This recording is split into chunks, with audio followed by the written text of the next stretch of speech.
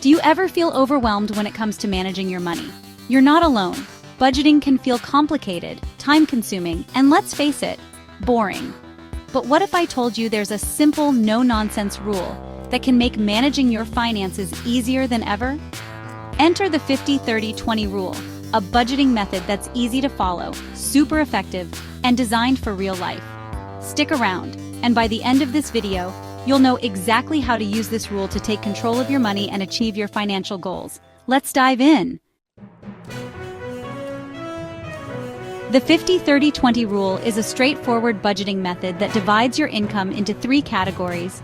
50% goes to needs, 30% goes to wants, and 20% goes to savings or paying off debt. This rule was popularized by Senator Elizabeth Warren in her book, All You're Worth: The Ultimate Lifetime Money Plan. It's designed to simplify your financial life and ensure you're balancing both your responsibilities and your goals. First things first, you need to know your after-tax income. That's your total earnings minus taxes and deductions. If you're a salaried employee, this is usually your take-home pay. For freelancers or business owners, you'll need to subtract taxes and business expenses to get your net income.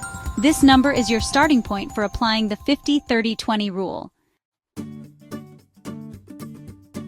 Let's start with needs, the essentials. These are the expenses you absolutely have to cover to survive. Think rent or mortgage payments, utilities like electricity and water, groceries, transportation to and from work, insurance, and minimum debt payments. Here's the golden rule.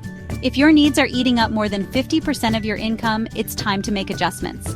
That could mean downsizing your living situation, finding ways to cut utility costs, or exploring more affordable transportation options. Quick tip, not sure if something is a need or a want? Ask yourself, can I survive without it? If the answer is yes, it's probably not a need. Next up, wants. This is the fun part of your budget. Wants are non-essential expenses that make life enjoyable, like eating out at restaurants, streaming subscriptions like Netflix or Spotify, new clothes or gadgets, and travel and vacations. The 50-30-20 rule gives you permission to spend 30% of your income guilt-free on these things. But, and this is important, it's easy to confuse wants with needs. That daily $5 latte? Definitely a want. Recognizing the difference is key to staying within your budget. Here's a fun challenge. Track your wants for a week. You might be surprised at how much you're spending on things you don't actually value. Finally, the last 20% of your income should go toward building your future and reducing financial stress. This includes savings for an emergency fund, retirement accounts like a 401k or IRA, investments in stocks, ETFs, or other assets, and paying extra on high-interest debt like credit cards. If you're new to saving, start small. Build an emergency fund with 3 to 6 months worth of expenses before moving on to long-term goals. And if you have high-interest debt, consider focusing on that first. The less debt you have, the more freedom you'll gain. Quick fact. Did you know that 56% of Americans can't cover a $1,000 emergency with savings? Starting now puts you ahead of the curve. Why is the 50-30-20 rule so effective? Here's what makes it great. Simplicity. It's easy to understand and follow, even if you're not a math whiz. Flexibility. You can adjust the percentages slightly to fit your lifestyle. Balance. It helps you cover your responsibilities while still enjoying life and preparing for the future. Visibility.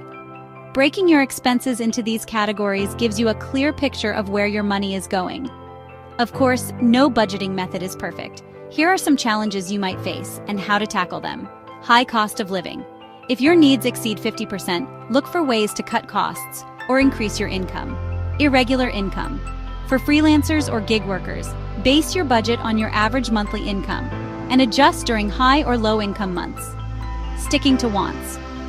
If you tend to overspend on wants, try automating your savings first so you're not tempted to dip into that money. Ready to take control of your money? Here's how to get started with the 50-30-20 rule today. Calculate your after-tax income. List all your expenses and sort them into needs, wants, and savings. Adjust your spending to fit the rule.